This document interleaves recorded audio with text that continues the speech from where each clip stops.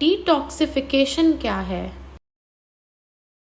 नशे के अंदर एक प्रोसेस होता है जिसको हम डिटॉक्सिफिकेशन कहते हैं। डिटॉक्सिफिकेशन का मतलब ये है कि जिस्म के अंदर नशे की जो भी किस्म का आपने नशा किया है, उस नशे का जो केमिकल है वो जिस्म के अंदर अब आपके खून में दौड़ता है।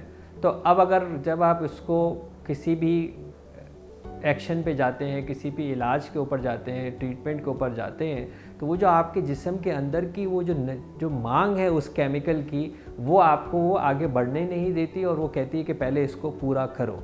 यानी जिस्म को उस केमिकल से पाक करना, जिस्म को उन केमिकल से निकालना, इस प्रोसेस को डिटॉक्सिफिकेशन कहते हैं। अब अगेन ये डिपेंड करता है कि आपकी जिस्म के अंदर ये नशे की जो केमिकल्स आपने डाले हैं, इसकी तादाद किस हद तक बढ़ चुकी है, कब से बढ़ चुकी है, कितने फ़ीसद बढ़ चुकी है, और इसमें इसको निकालने के लिए 1 हफ़्ते से लेके और 100 दिन तक ये टाइम लगता है। मैंने जैसे आपको अर्ज़ किया, डिपेंड कि आपने जिस्म को कितना डिपेंडेंट उस नशे के ऊपर बनाया है, जिसको हम डिटॉक्सिफिकेशन कहते हैं। यानी एक ऐसा टाइम जहाँ पे आपको उस केमिकल से दूर रखा जा सके।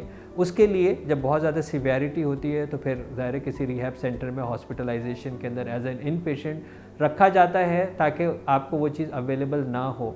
अच्छा सेंटर होगा तो वो आपको उस डिटॉक्सिफिकेशन प्रोसेस के अंदर मेडिकल थेरेपी से, फार्माकोथेरेपी से आपको हेल्प करेगा कि उसको बतदरीज किस तरह जो है वो कम किया जाए और उसके बदले कौन सी मेडिसिनल सपोर्ट दी जाए। क्योंकि बॉडी के अंदर अगर किसी ने बहुत अरसे तक एक लंबा अरसा किया है और उसके जिस्म के अंदर ये केमिकल खून के अंदर शामिल है, तो आप अगर फ़ौरन निकाल लेंगे तो ये कोलैप्स हो जाएगी बॉडी, क्योंकि ये बॉडी का सहारा बन चुका है और बॉडी इसके ऊपर डिपेंडेंट करती है।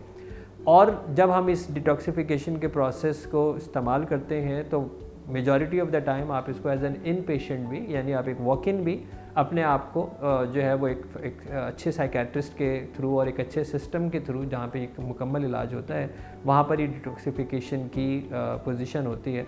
डिटॉक्सिफिकेशन किसी भी लम्हे इंसान के काबू में है। ख़ास तौर से मुसलमानों के अंदर आपने देखा होगा कि हम लोगों का भी जैसे गर्मी आ रही है तो 16, 17, 18 घंटे के रोज़े अब सारे इस पूरे गर्मी में जो है वो चलेंगे।